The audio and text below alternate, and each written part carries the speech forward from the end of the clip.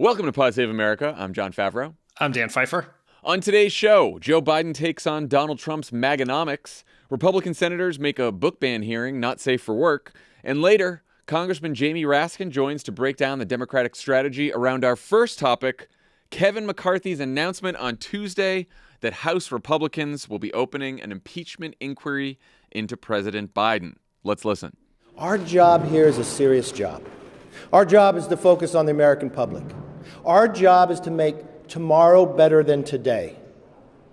Our job is to legislate, not to continue to investigate something in the back when you cannot find any reason to impeach this president. Oh, sorry, Dan. That was a clip from September 2019 of McCarthy talking about the first impeachment inquiry into Donald Trump. Here's what he said on Tuesday. That's why today I am directing our House committee to open a formal impeachment inquiry into President Joe Biden. This logical next step will give our committees the full power to gather all the facts and answers for the American public. That's exactly what we want to know, the answers.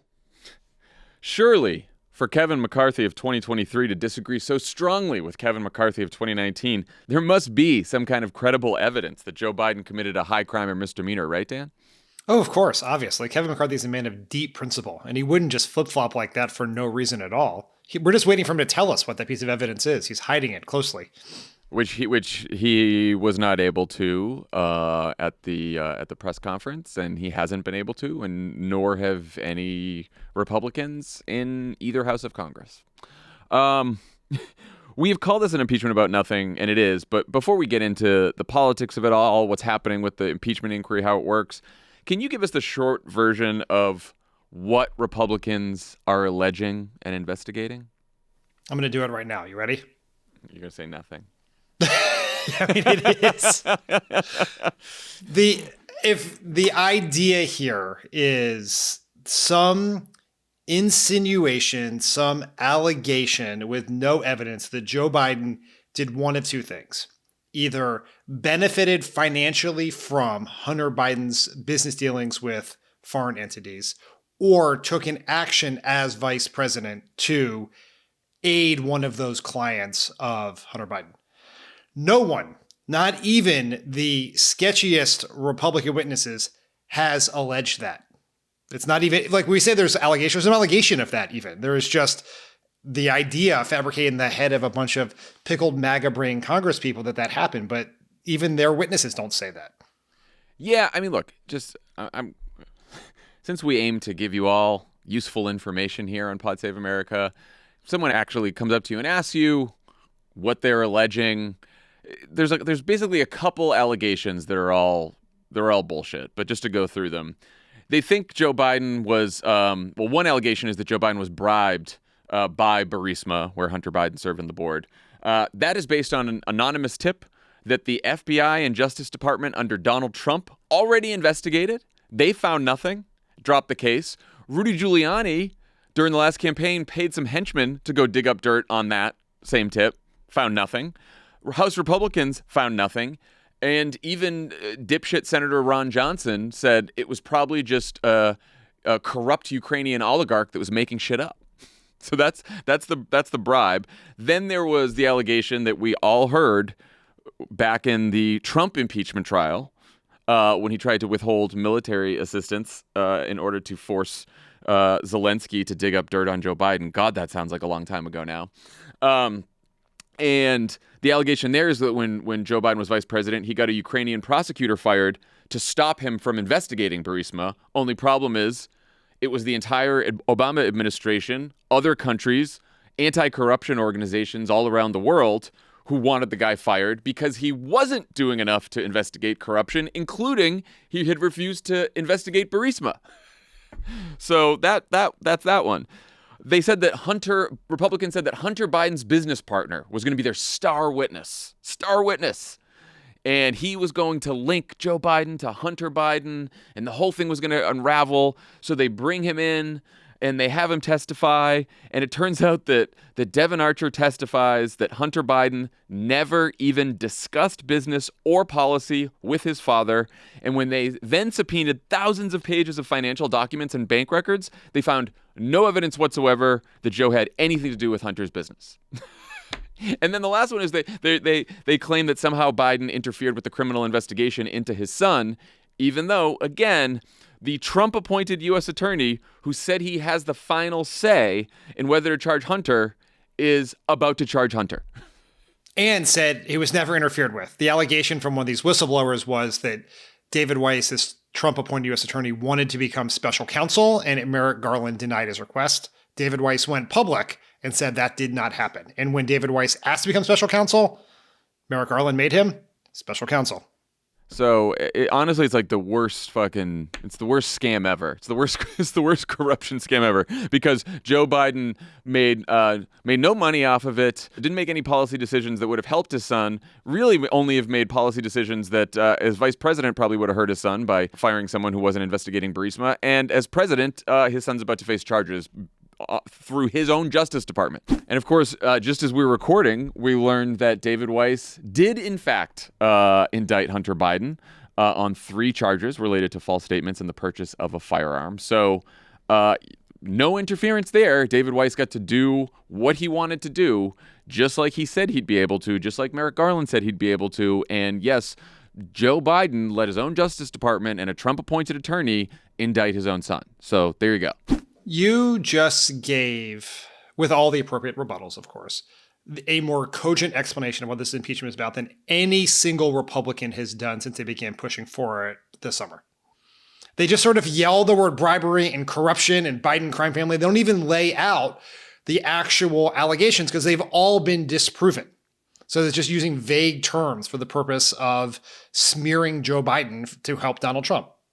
Yeah, the one thing that they keep hanging on is like, there's probably a couple times where Hunter Biden was trying to make money off the Biden family name, and he was saying things like, oh, my dad's, like he was trying to make it seem like his father was part of it in order to get money, which is like, again, this is why Hunter Biden is facing all kinds of challenges. And so they're basically saying, oh, well, Joe Biden, he'd be with a business interest and he'd call Joe Biden and get him on the phone and be like, hey, Dad, and then be like, see, I was talking to my dad. But that has, like, Joe Biden, there's no evidence that Joe Biden knew what that was going on. Or was Joe Biden not supposed to take calls from his son? It's so fucking ridiculous. I'm like legitimately enraged we're speaking about this because it's so stupid. I know, but it's one of those things that you got to, like, people should know because everyone's going to be throwing out allegations, and so it's good to know the facts. I heard one of these Republican congressmen the other day being like, well, why does Joe Biden have all these houses? I was like, why does Joe Biden have these houses? Do we not remember that when Beau Biden was dying of cancer and Joe Biden couldn't afford his medical bills, he was about to sell his house, he was about to mortgage his house, and then Barack Obama gave him a loan because he didn't want to have Joe Biden sell his house, which is like one of his only assets at the time? Like, Joe Biden has never been wealthy. He made a bunch of speaking fees when he left the White House. That was it. That's how they made their net worth. Speaking fees. And he wrote a book. Right. That's it. That's the extent of it. He used to be one of the poorest senators in the United States Senate. Look, I understand why Republicans are upset about this. Their hero is an up from the bootstraps kind of guy like Donald Trump, who was given money by his dad, or someone who just goes out there on their own like Jared Kushner, just persuades the Saudis to give him billions because of his moxie and grit. It's like, come the fuck on, people. So just days ago, McCarthy told Breitbart that House Republicans would only move forward with an impeachment inquiry by holding a vote. Quote, not through a declaration by one person. Why do you think he went ahead with an impeachment inquiry through a declaration by one person, him? What changed over the last several days? What I think the original reason that he said he would only do it by holding a vote was a way to try to put off the idea of an impeachment inquiry. Well, we have to have a vote, and the votes aren't there. Therefore, that'll persuade the Freedom Caucus to stop threatening my job if I don't give them an impeachment inquiry. But they didn't care, and so Matt Gaetz went and gave a speech. He basically ran out immediately. Yeah, we have a clip of Gaetz' speech here.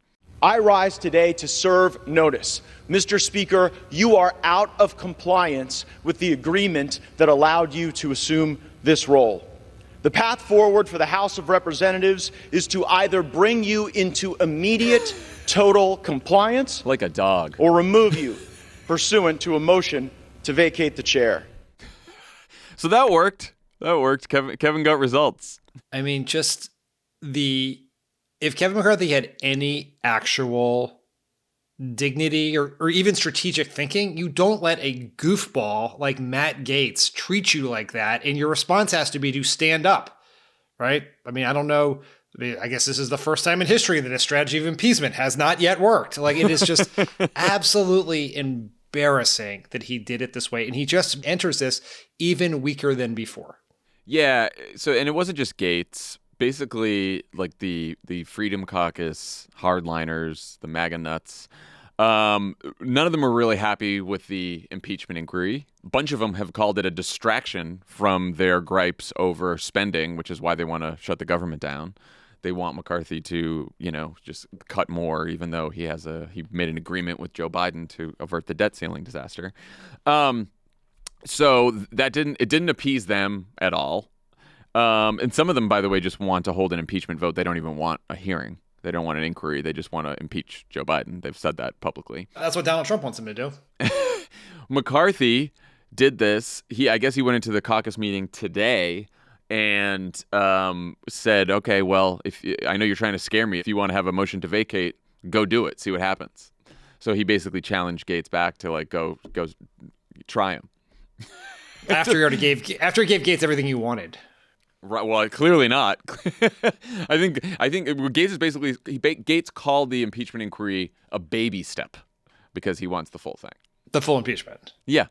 I mean, the context here also is we are 2 weeks away from a government shutdown. The last thing the House did before they left on their prolonged recess or Biden impeachment fact-finding mission, or whatever you want to call it, the month of August for them, was they were trying to pass a far-right conservative agricultural appropriations bill. McCarthy couldn't get the votes, pulled it from the floor. The first thing he tried to do when he came back was pass the defense bill. And he had to pull it because he couldn't get enough votes to pass the rule. Not even the bill, just the rule to consider the bill, because the Freedom Caucus wouldn't do it. And so here's where McCarthy is. We're 2 weeks away. He has said he will not pass a short-term extension. The Freedom Caucus Republicans will not do that. He will not pass an quote-unquote omnibus bill, some sort of overall budget deal. And so he wants to pass all of the individual appropriations bills, but he can't pass those. So we are barreling towards a shutdown. And so he is flailing in the most desperate, weak way humanly possible. Yeah, I guess I saw there was a quote he said to Jake Sherman at Punch Bowl today, like, I don't know what they want. They don't want to vote for an omnibus. They don't want to vote for a continuing resolution. They don't want to vote for individual appropriations bill. I don't know what they want. He's got control. Now, McCarthy's reportedly telling people that he'll eventually hold a vote to make the inquiry official. I'm sure he's saying this partly because back in 2019, he also said that when Nancy Pelosi announced an impeachment inquiry that he's like, oh, you can't do that without taking a vote in the full House. She ultimately did hold a vote in the House and opened the impeachment inquiry officially. Do you think McCarthy will go through with this and hold this vote? I don't know. Maybe. It seems hard to imagine he could get the votes as we sit here today. And if they really want to pursue this, they're probably going to have to take the vote because in the 2019 impeachment, the Trump Office of Legal Counsel, the office within the Department of Justice that essentially issues the official legal position of the federal government, wrote an opinion that said a impeachment that is not authorized by the full House is not a valid impeachment, and therefore the administration does not have to comply with document requests, subpoenas, witnesses, etc. That opinion is still on the books today.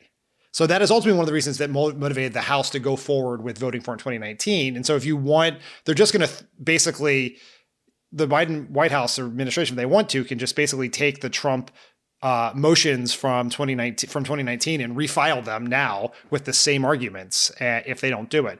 How does McCarthy get 19 people who represent districts won by Joe Biden to vote for an impeachment of Joe Biden based on nothing? Seems like a tall order to me, but we'll see. Yeah, I wasn't sure he'd be able to get the votes for opening an inquiry. This is different than actually the votes for impeachment. That's sort of put that aside for now. But just to get the votes to open an impeachment inquiry, I could see him getting them. I couldn't before, but then I saw Mike Garcia, who represents a Biden district just north of here in Los Angeles, north of Los Angeles here, where Biden won by 13 points, and he was on Fox or somewhere yesterday being like, "Oh yeah, I'm for an impeachment inquiry." Don Bacon, who's like one of the most moderate members of the Republican caucus, who reporters always go to for quotes shitting on Republicans.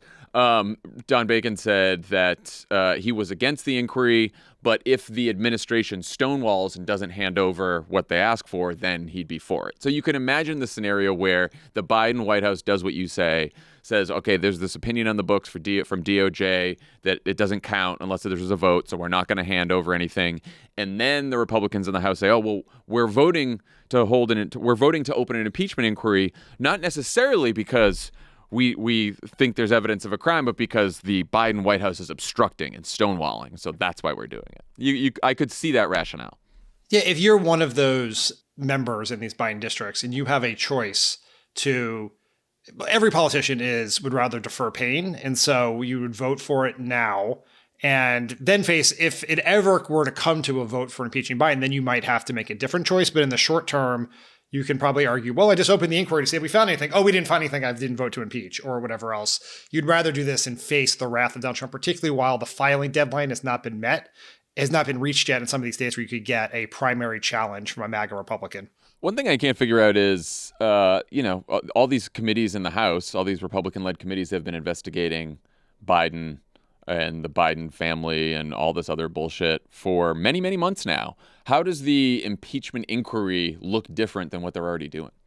Well, theoretically, and I said theoretically, they would have a stronger argument to make in court over witnesses, documents, etc.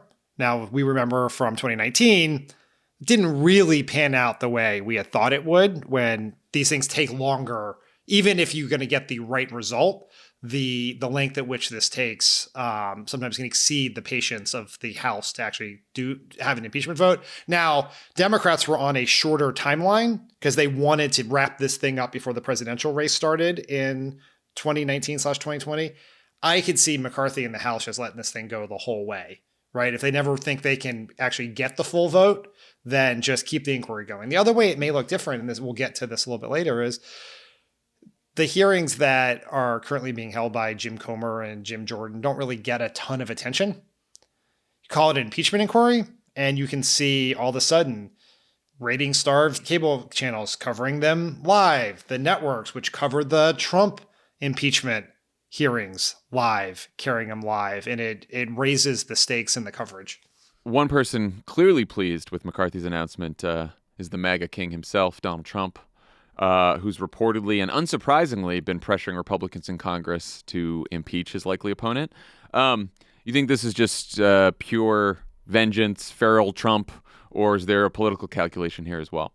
Ironically enough, he wants to impeach Biden for the same strategic reason that he himself got impeached in 2019, which is Trump always knows that he's never going to convince the public that his opponent is more corrupt than him or more of a criminal than him. But if he just convinces them that they're corrupt enough, that everyone's crooked, that you either can give permission to some people to come vote for you, or more likely and perhaps more damaging to us, convince people just it's not worth voting.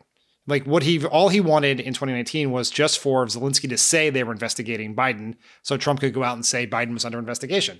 And so he wants him being impeached for this same exact reason. Was that on a whiteboard somewhere at Mar-a-Lago? Probably not, but there is a strategy behind it. Yeah, it's just how he understands how the media works and how politics work, right? And he's right. Yeah, right, because a lot of people are not going to dig into the details of this. And if, like you say, it gets a lot of coverage and people just hear Biden impeach, or impeachment hearing or impeachment investigation, whether or not it actually the impeachment happens. You could see this working on the margins for him, perhaps, or at least it's without a lot of risk for Donald Trump. Yeah, it's all upside, right? all upside for him. Yeah, for the House Republicans, a different story. But let's talk about how the White House and Democrats in Congress plan to deal with the impeachment inquiry. If this reaction from John Fetterman is any indication, they don't seem too worried. Ask you about this news that Speaker McCarthy has formally launched an impeachment or has said he's going to. Oh my God, really? Oh my gosh, it's devastating. Ooh, don't do it. Please don't do it. Oh no. What do you think? Are you still as sanguine about the politics as Fetterman? I'm not that sanguine. I think the most likely scenario here is this is bad for House Republicans, but it's not without risks for President Biden.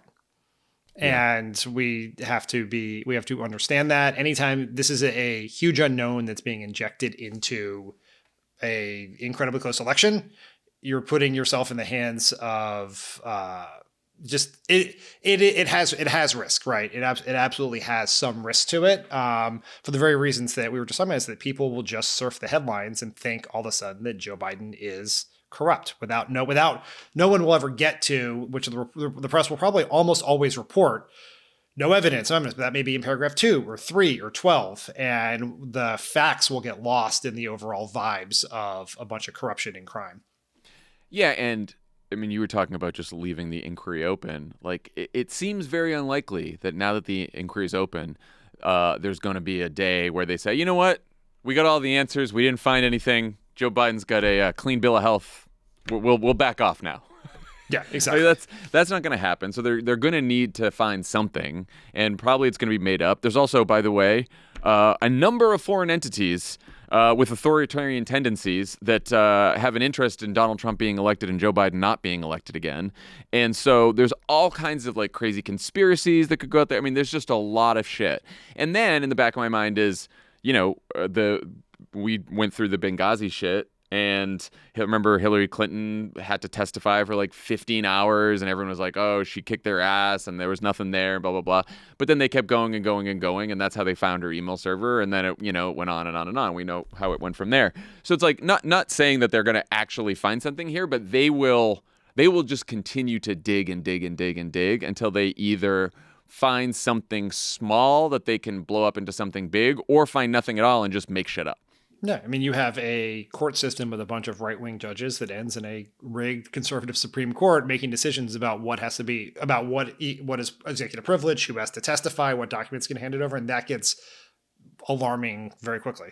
Yeah. Today's presenting sponsor is Simply Safe Home Security. Do your kids play any fall sports? Not at that age yet.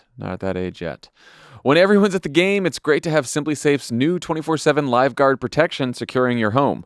It's an incredible innovation that helps stop crime in real time. Now, Simply Safe's professional monitoring agents can see, speak to, and deter intruders through the new Smart Alarm indoor camera, warning them that police are on the way. We love Simply Safe. Jon Lovett has personal experience with it that he can attest to right now. And it's happening. We're in it. I set up a Simply Safe. Works great. Mm-hmm. Incredibly easy to do. Really, it works perfectly. The app is the best of the apps. I highly recommend it. You should have if you get a security system, get Simply Safe. 24/7 Live Guard protection and the new Smart Alarm indoor camera work seamlessly as part of the Simply Safe system to keep your whole home safe from break-ins, fires, floods, and more. Install Simply Safe your way. Do it yourself in about 30 minutes or have a Simply Safe expert set it up for you. Either way, it's easy to protect your home.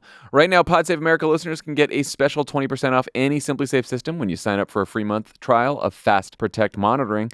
This special offer is for a limited time only. Visit simplysafe.com/crooked. That's simplysafe.com/crooked. There's no safe like Simply Safe. Pod Save America is brought to you by Article. Love Article. We have a lot of Article furniture here in the Crooked office. I liked it so much I got some for home. We have some in our patio.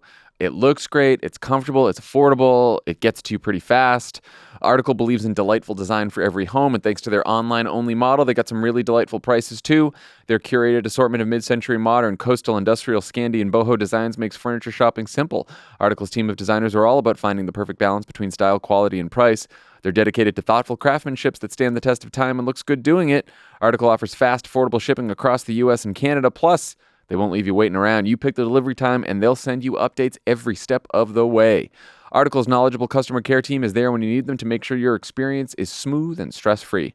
Article's offering our listeners $50 off your purchase of $100 or more. To claim, visit article.com/crooked, and the discount will be automatically applied at checkout. That's article.com/crooked for $50 off your first purchase of $100 or more. Pod Save America is brought to you by Squarespace. Squarespace is the all-in-one platform for building your brand and growing your business online.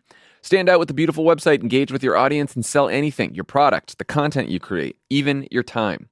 Get started with the best-in-class website template and customize it to fit your needs. Browse the category of your business to find a perfect starting place. Sell your products on an online store. In an online store? Sure. Yeah. Whether you sell physical or digital products, Squarespace has the tools you need to start selling online. What summer product do you think would be a good thing to sell right now? Acid to burn off your fingerprints if you left something behind after a tour. The old White House. Yeah, White House. Yeah, putting the white in the house, you know? Yep. And you'll stand out in any inbox with Squarespace email campaigns. Collect email subscribers and convert them into loyal customers. Start with an email template and customize it by applying your brand ingredients like site colors and logo. Built-in analytics measure the impact of every send. Go to squarespace.com/crooked for a free trial, and when you're ready to launch, use offer code CROOKED to save 10% off your first purchase of a website or domain. So the White House sent a letter yesterday to news organizations debunking all the Republican allegations, which read in part, "It's time for the media to ramp up its scrutiny of House Republicans for opening an impeachment inquiry based on lies. Covering impeachment as a process story, Republicans say X, but the White House says Y, is a disservice to the American public." Sort of an unusual shot across the bow, though they're certainly correct about how these things get covered. Why do you think they sent the letter? Largely probably futile, but attempt to work the refs. Yeah. Right. And what was also notable in this is they included a 14-page fact check with it, which pushed back basically a more footnoted version of what you did at the top of this podcast. And that was useful to get in their hands. And just, it's a warning shot, right? Is it going to really affect, you think they're all sitting around in the meetings this morning going, well, you know, but I do think that this is a legitimate conversation within networks of good faith, which is they know it's bullshit, right? And so there's going to be this tension between the journalistic side and the people who care about ratings and advertising rates and all of that. So a little push here or there. There's no downside to the White House in doing this, in my opinion.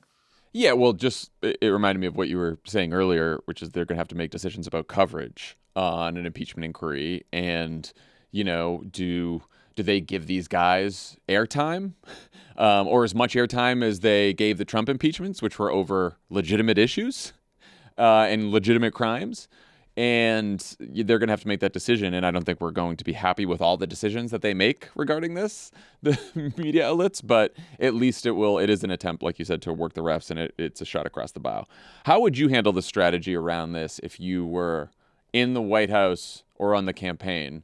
And also I'm interested in how they split it up between the White House and the campaign here, since this is it's clearly, you know, a play to hurt Joe Biden's approval ratings in this campaign that he's running in, but also they're impeaching the president.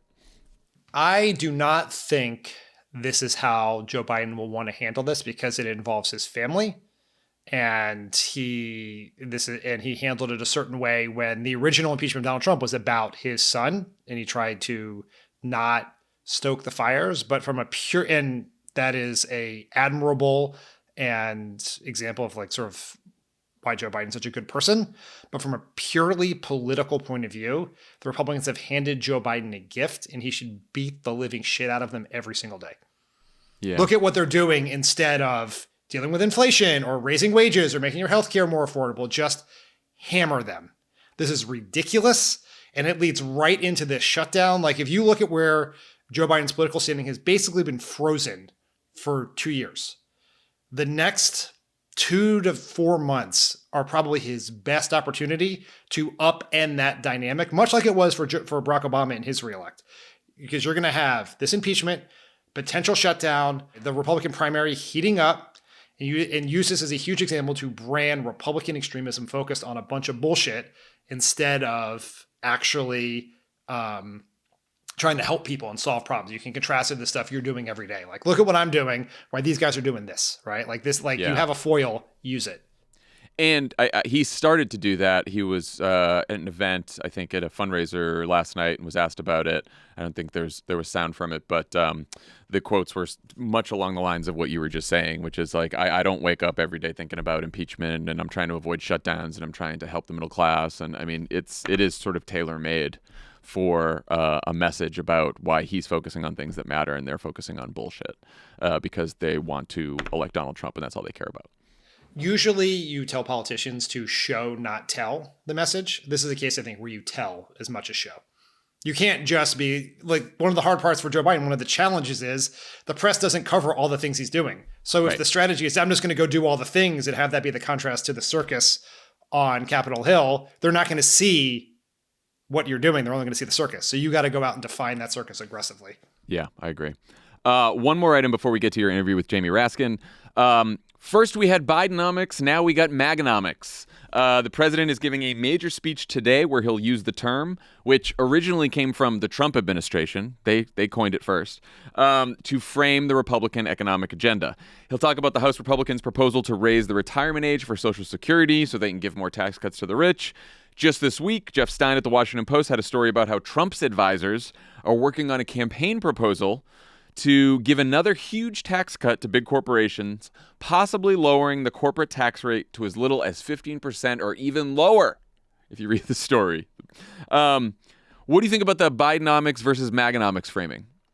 I think we are at the point now where most of the economic messaging has to be contrast. You got to get away from the referendum. You got to get away from, like, if we have this fucking debate from now until November where people are like, I think the economy's better, but people aren't feeling it. Are people feeling it? Should he tout economic progress? Should he not? Like, we're just going to get trapped into this fucking cycle that's not going to be productive for anyone. You've got to turn it into a choice. And you do. Like, there is work to be done, and that's what the Biden ads that are up right now and the ads that Future Forward, the super PAC, have put up in battleground states to credential Biden as an economic messenger. You got to go out and say he did things so that people know that, so there's some contrast. But very quickly, we're moving into a choice between two different economic visions. And that's got to help, because if it doesn't help, we're in big trouble. But right now, Biden is suffering mightily in the economy because people are just, as he would say, judging me against the almighty, not the alternative. So let's get some alternative in there. Yeah, and there's a shorthand too, which is like, do you want the Biden economy, or do you remember the Trump economy? Wasn't the Trump economy so much better? And of course, people forget that then COVID hit and things like really went to shit, and also inequality was pretty brutal at the beginning of the Trump years anyway. But if you tell people, okay, this is a choice, and it's not just like a political framing, this is a choice in this election between two visions. And here's what Joe Biden has been doing and will continue to do, and here's what he wants to pass if you give him enough Democrats in Congress, right? There was a story this week about how poverty rates have increased because the child tax credit expired. Well, of course, Joe Biden wanted a permanent child tax credit. Democrats have a whole bunch of other great proposals that would help families. Republicans are blocking them. Then now the House is controlled by Republicans, so they can't get it done.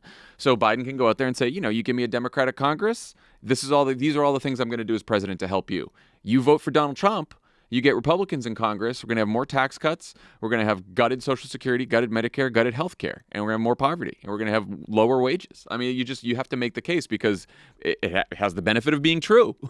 And it's so much better to frame it as a choice, and it's going to be so much more effective. On Trump's proposal, I was told that Republicans are now a working class party. What do you think's going on there with the corporate tax cut? Well, the good news is that most voters don't think the Republican Party is a working class party. They still think Democrats are better for working class people for all the various reasons. The challenge in this, and this is why this proposal is potentially very significant in the campaign, is voters think of Trump differently than they think of the rest of the Republican Party when it comes to economic issues. And so the question is, as you point out, and you see this, even Democrats in focus groups think fondly of the Trump economy. Yeah. That is a challenge. Mm-hmm. They mostly blame COVID, not Trump, for what happened. Yet they blame Biden, but not COVID for what happened afterwards, which is I know. Which is very annoying, but I'm sure drives the president absolutely insane, as it should. But can you undermine Trump's working class appeal? Can you show that Trump, like the rest of Republicans, is a plutocrat in populist clothing? Can you do that? You sure as hell got to try, and this is a good way to do that. Yeah, and I think in the larger effort to tie Republicans to Trump and to make them the MAGA party, it actually helps in the reverse here, because tying Trump to the Republicans in Congress, who people are already prone to believe love tax cuts and gutting important programs for middle-class families because that's what they do, that's how they vote, that probably ties them all together pretty well for people. All right, before we go to break, one quick housekeeping note. Midwesterners, get your Malort out. Love It or Leave It is coming to Chicago on September 21st and Madison on September 22nd with wonderful guests like Brandon Johnson, Shea Coulee, Alice Waterland, Gillian Flynn, Ben Wickler, and more. Tickets are going fast. Head to crooked.com/events to get yours today. Non-Midwesterners, pour your Malort in the toilet. It's disgusting. It really is. It's fucking gross. But make sure to head to that page anyway to check out Pod Save America's live shows this fall and winter. We are heading to cities like Louisville, San Diego, San Jose, Washington, D.C., New Orleans, and more. Get your tickets now at crooked.com/events. When we come back, Dan talks to Maryland Representative Jamie Raskin about the House Democrats' strategy on impeachment. Pod Save America is brought to you by Mudwater. Mudwater is a coffee alternative with 4 adaptogenic mushrooms and Ayurvedic herbs. With only a fraction of caffeine as a cup of coffee, you get energy without the jitters or crash of coffee. Each ingredient was added for a purpose, and I'm going to tell you what they are. Cacao and chai for mood and a hint of caffeine. Just a touch of caffeine. Lion's mane to support focus. Cordyceps to help support physical performance. Just near your biceps. Chaga and reishi to support your immune system. And cinnamon for antioxidants. So Mudwater tastes great. My favorite ingredient is, of course, the chai. Love the chai. Yeah, love the chai. Chai's underrated. It's really good. It's good. I like to drink it with... It's a chai light. I like to drink it with almond milk. That's my thing. Chai cinnamon combo, that does sound good. A little almond milk. Mud is Whole30 approved, 100% USDA organic, non-GMO, gluten-free, vegan, and kosher certified. Mudwater donates monthly to the Berkeley Center for the Science of Psychedelics, as Mudwater believes the country's in a mental health epidemic and sees psychedelics as useful tools for individuals with depression, PTSD, anxiety, and other mental health experiences. To get 15% off, go to mudwater.com/crooked to support the show and use code crooked for 15% off. That's mudwater.com, MUDWTR.com/crooked, and use code crooked for 15% off. This episode of Pod Save America is brought to you by Manacora Honey. Manacora Honey is sustainably sourced and 100% traceable. Each jar comes with a QR code so you can verify exactly where your honey came from and who it was made by. Things you absolutely need to know. Manacora Honey is rare because the bees feed on the nectar of the Manuka tea tree, making a super honey that is rich and herbaceous with a creamy texture unlike anything you've tried before. Manacora's honey is available in a range of easy-to-use formats, including squeeze bottles and packs of compostable honey sticks, so you can use it at home or take it on the go. Just throw a few honey sticks in your pocket, you're good for the day. You're good for the day. Good energy. If you head to manacora.com/crooked or use code crooked, you'll automatically get a free pack of honey sticks with your order, a $15 value. That's manacora.com/crooked or use code crooked to get a free pack of compostable honey sticks with your order. You haven't tasted or seen honey like this before, so indulge and try some honey with superpowers from Manacora. This show is sponsored by BetterHelp. Talk about a time in life when racing thoughts were keeping you up at night, waking up early, or preventing you from being able to enjoy your life. Listen, man, not sleeping is my passion. I've been an insomniac for as long as I can remember. And these days, it's more about waking up early in the morning and not being able to fall back asleep and your mind just racing with all the stuff you have to do. If you ever find that just as you're trying to fall asleep, your brain suddenly won't shut up, if your thoughts start racing right at bed or at other inopportune moments, it turns out one great way to make those racing thoughts go away is to talk through them. Therapy gives you a place to do that so you can get out of your negative thought cycles and find some mental and emotional peace. If you're thinking about starting therapy, give BetterHelp a try. It's entirely online. It's designed to be convenient, flexible, and suited to your schedule. Just fill out a brief questionnaire to get matched with a licensed therapist and switch therapists anytime for no additional charge. Get a break from your thoughts with BetterHelp. Visit betterhelp.com/PSA. Go today to get 10% off your first month. That's BetterHelp, HELP.com/PSA. Joining us to discuss the Republicans' impeachment gambit and what to expect in the coming weeks and months is Representative Jamie Raskin. Congressman, welcome back to the pod. I am delighted to be with you guys. So let's start with the basics here. The Republicans and, to a certain extent, some in the media are trying to draw parallels between what Kevin McCarthy announced the Republicans are going to do this week and the effort that you guys undertook in 2019 when you impeached President Trump for his interactions with Ukraine. Can you just explain why these are two entirely different things, why the bases are two entirely different things? Well, the Ukraine shakedown was an extraordinary assault on the rule of law. Trump withheld hundreds of millions of dollars in order to try to coerce President Zelensky into concocting or at least representing a criminal investigation into Joe Biden. They want to impeach Joe Biden now literally for nothing. I mean, we've been in hearings in the Oversight Committee for 7 months. They do not have a single shred of evidence of criminal wrongdoing or what would be an impeachable offense. The constitutional standard is treason, bribery, or other high crimes and misdemeanors. And they don't have even the most meager evidence of any criminal allegation. In fact, they can't even agree what they're saying he did. And there are 25 or 30 Republicans who agree with us. And some are very vocal about it now, including Ken Buck, who was formerly the chief of the criminal division of the U.S. Attorney's Office in Colorado. And he just said, there's nothing there. There's no evidence. And so they're saying, well, when would you impeach? He says, when you give me some evidence of a high crime and misdemeanor. It seems quite bizarre because these investigations have been going on. You've been part of this as the ranking member of the Oversight Committee. Every time Jim Jordan or Jim Comer or whoever else has one of these big hearings, the takeaway has been there's no there. Congress goes away for a month, comes back, and on basically the first day back, we're launching an impeachment inquiry into Joe Biden. Just what happened over this period that led us to this point?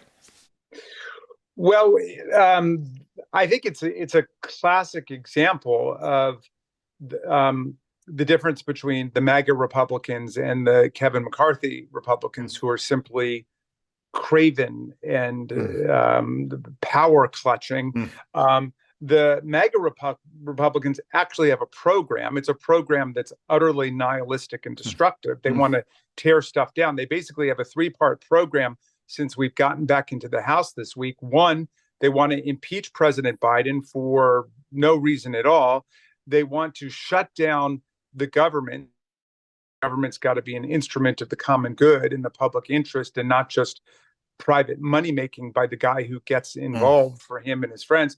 And then 3, they want to overthrow Kevin McCarthy when it's all over for not being sufficiently avidly sycophantic in responding to Donald Trump's demands.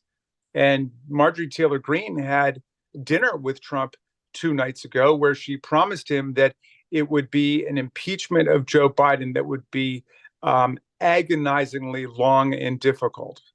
It would be, a form of torture. I guess one basic question is, do the Republicans have access? Like, I am not suggesting they have evidence, but is there anything that they have seen or claim to have seen that you have not been able to access in your role as the ranking member? Well, I wouldn't know, what kind of evidence is so exculpatory of Biden that they were able just to destroy it. And they've certainly kept a lot of things from us. For example, we've never seen the putative alleged hard drive of Hunter Biden's laptop. So when Marjorie Taylor Greene, or perjury traitor queen, as some people call her, but not me, when she decided to display the pornographic photos in the Oversight Committee, and then asserted that they came from Hunter Biden's laptop, although it was completely irrelevant to the subject of the hearing, we had no way of knowing whether it actually came from the hard drive of the laptop, and if it did, or if she thought it did, whether it really did, because the guy who was responsible for putting it into the world has said he cannot account for the chain of custody and whether it has been contaminated since he let go of it. So nobody really knows. But in any event, they've gotten pretty much everything that they've asked for in terms of documentary production, in terms of witnesses. And so there's no shortage of evidence. There's 12 or 13,000 pages of bank records and documents, and thousands of pages of these SARs, the suspicious activity reports, and hours and hours and hours of witness testimony. There's tons of evidence. It's just the evidence all demonstrates that Joe Biden didn't do anything.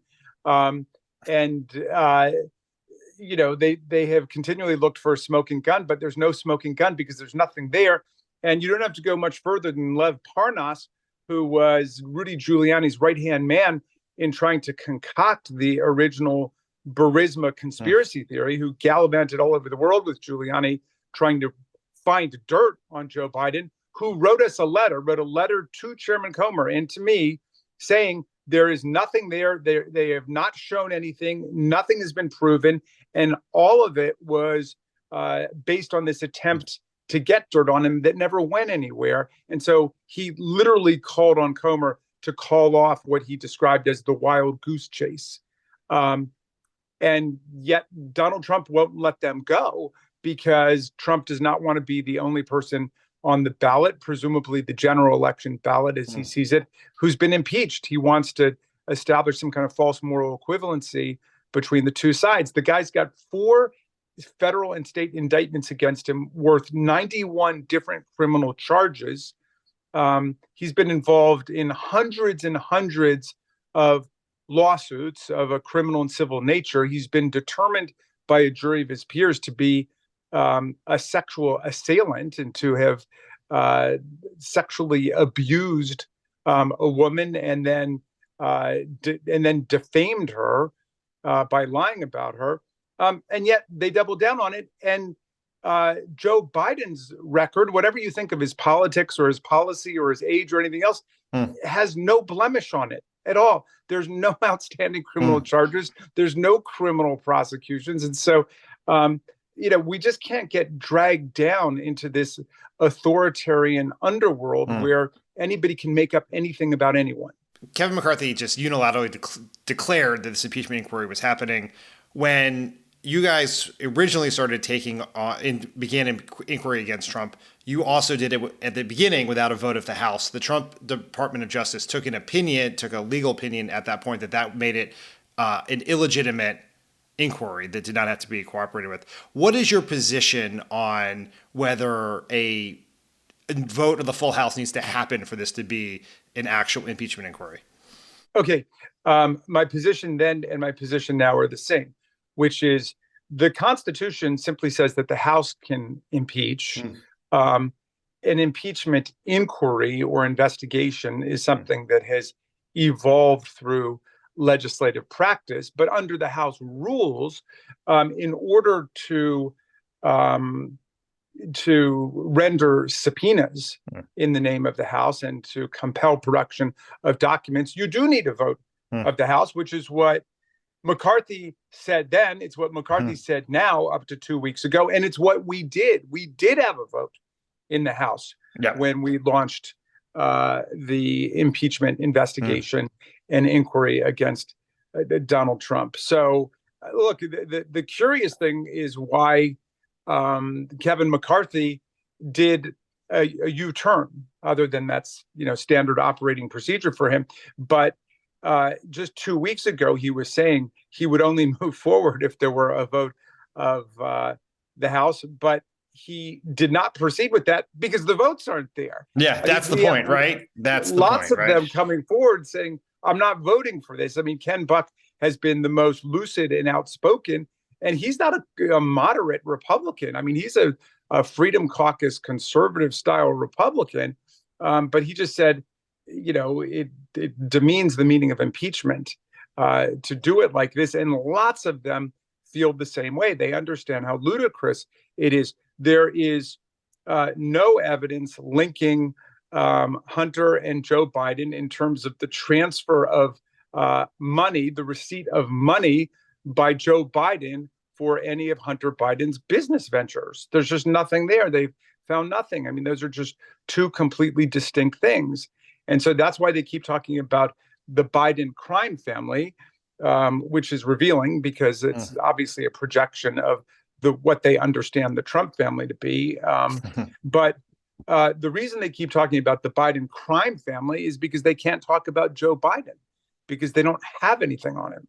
There have been reports that you have been helping spearhead some strategy sessions around Democrats about how you will respond to this effort from the Republicans. Anything you can tell us about what you guys are thinking about the best way to respond?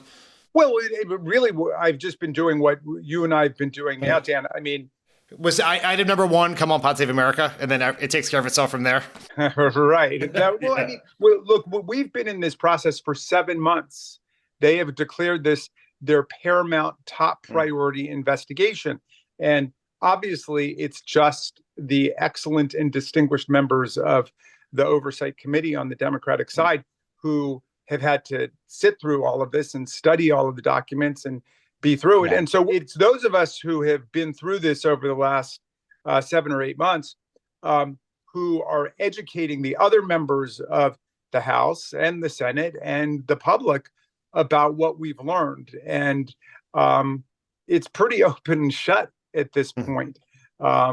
We've agreed, of course, to follow the evidence wherever it goes. We're not interested in political corruption or public corruption.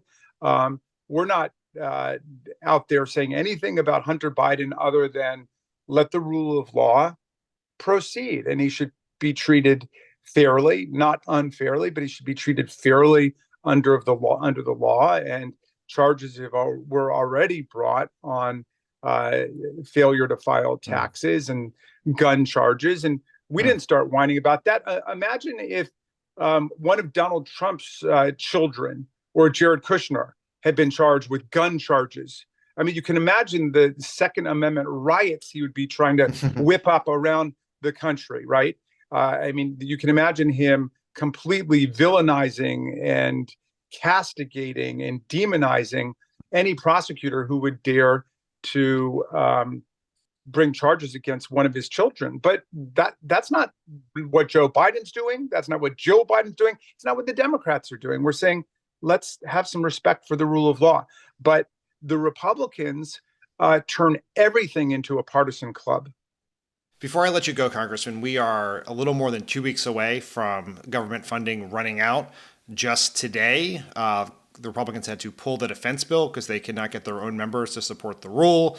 It seems like we are headed towards a shutdown. What is your take on where this is going? Well, when we first got back to town a couple of days ago, our Republican friends, if we've got them, I certainly have a few, basically gave us the word that they thought they would be able to avert a government shutdown by launching the impeachment inquiry. That would be the price to be paid by Kevin McCarthy and the House and the country for their agreeing not to drag the whole country into a government shutdown and some kind of economic crisis that would follow. I mean, it's quite a choice to present your own country with, either a presidential impeachment based on no evidence, or else a government shutdown based on no plan and no purpose. But we thought that was basically the deal that was cut within the constantly tumultuous and riotous GOP conference. Today, we're hearing, in completely predictable fashion, that did not fully satiate the monster, right? And so he tried to appease the MAGA right with that, but now, of course, it's turned them just more ravenous, and they're demanding a lot more stuff in a lot of different ways. And of course, as we saw during the first week of this horrific Congress, when McCarthy had to go, cup in hand, begging from each of the Republicans something, each one of them becomes a solo rider, right? They're acting for themselves, so they're all negotiating for their own thing. So in addition to everything else, it's extremely time consuming, but that's explains the proliferation of committees and subcommittees and special panels and select committees, because everybody needs a gavel, and everybody, we have 5 or 6 committees and subcommittees doing exactly the same thing, which is going after Joe Biden. They've got no other program for the country. In 2016, they literally adopted no platform, and they operate as if they have no platform and no project. They abandoned us with the Inflation Reduction Act, and inflation's gone down from 9% to 3%. You can bet they'd be blaming it on Joe Biden if it was up at 27%. If it was multiplied by 3, but it was divided by 3, right? They didn't help us on reducing prescription drug care costs, right? We cut to $35 a month what diabetics have to pay for their insulin shots. I had constituents paying more than $1,000 a month to try to keep up with their insulin shots. It's now $35 in the Medicare program. We didn't get a single Republican vote on that, right? I mean, I sat there for 4 years and we had infrastructure day, we had infrastructure week, we had infrastructure month. We just didn't have an infrastructure bill, okay? But Joe Biden got in, and we did that in the second month. The Democrats got together, and we did that, a $1.2 trillion investment in the highways, the roads, the ports, the airports, rail, trail, broadband, high-speed internet access in the rural areas, and so on. We actually have a program. Say what you will about us. Wherever I go, you Democrats can't message. You don't know how to message. Fine. Well, I accept all of the criticisms, the imperfections, the flaws are ours, but at least we're fighting for America. We've got a vision of the common good. And what do we have on the other side? It's nothing but selfishness and chaos and attempt to reinstate the worst president of our lifetimes, who views government simply as an instrument for personal wealth maximization. That's their vision of government. Congressman Raskin, thank you so much. We appreciate your passion. I can't wait to see you out there fighting against these guys as they try to push this bogus impeachment going forward. Good luck with everything. Talk to you soon. Thank you kindly, and thanks for everything you guys do.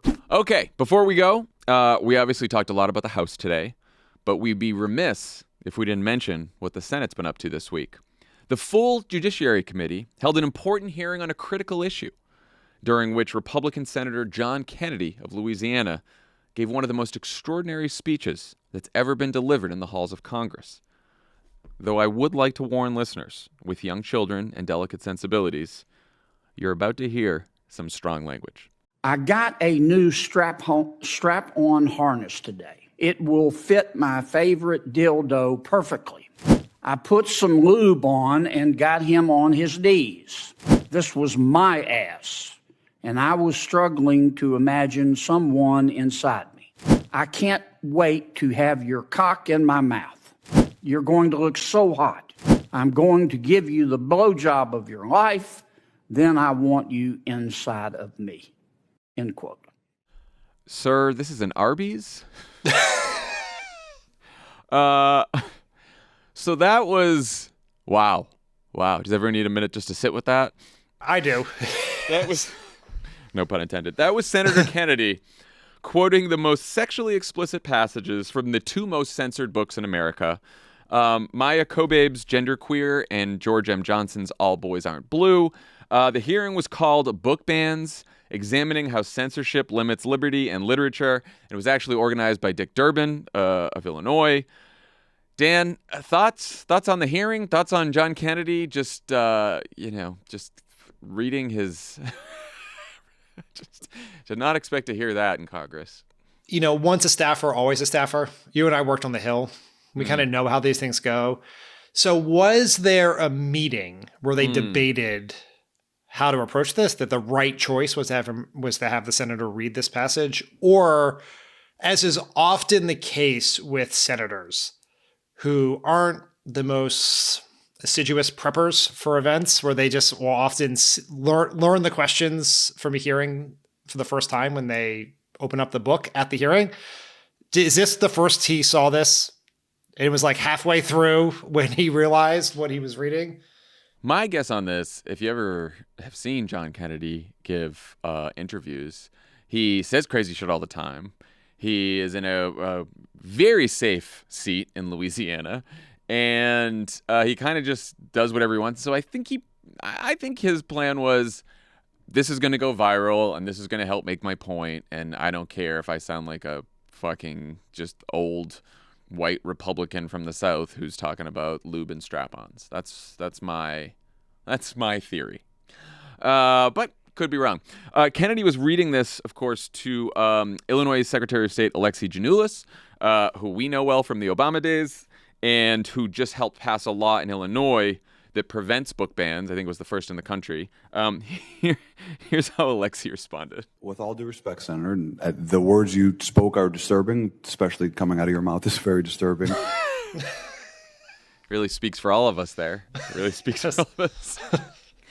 I mean, there is to get somewhat serious, there is a larger point here about this book ban debate. It is obvious, we've talked about this before, it's an issue that, I think it's polls 70, 80, 90% of people are against book bans when you ask in polls. So it's a majority Republicans, obviously majority Democrats, independents for certain.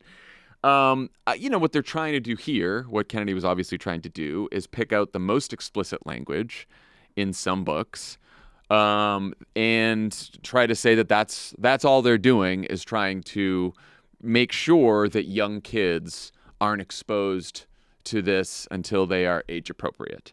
And I wonder, what would you say to parents who hear that and think, well, I don't have a problem with my child reading that when they're a little older, but is this what's happening when they're 12, when they're 13, and I want to make a decision about what my child reads, and I don't want them to learn that? What do you say to that? I think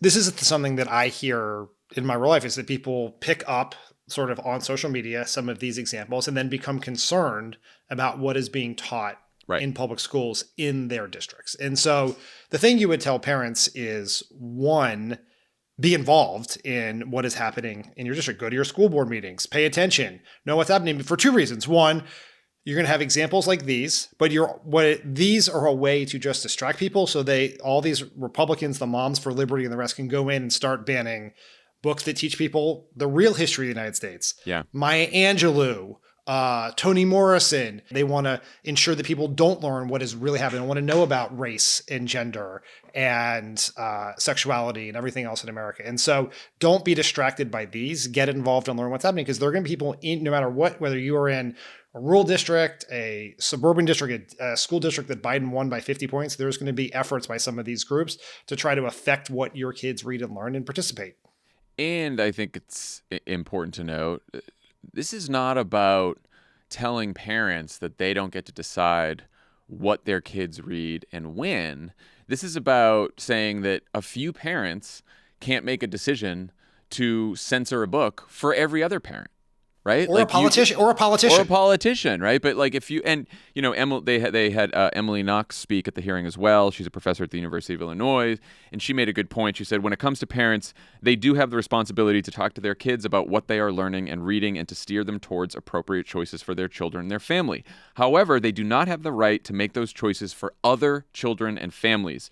You do not have to read books you don't like, and you can work with teachers to find an alternative for your child if necessary. And that has always been true. It remains true. And the idea that there's just these districts where these liberal teachers are secretly, teaching 6-year-olds about all this kind of stuff and all this explicit language, and so, that's just not happening. It's not happening. And when there is some kind of controversial book in a curriculum, parents get a chance to weigh in. And like you said, what some parents are trying to do, and most of them are right-wing activists, are trying to ban a host of books that teach about race and gender and sexual identity, and not just for young kids, all the way through high school. I mean, these books are being taken off the shelves in libraries throughout the entire school district. So this is not about just what young kids are learning or not, or parental involvement. Every parent gets to decide what their child learns, and they get to be involved in their child's education, and they should be.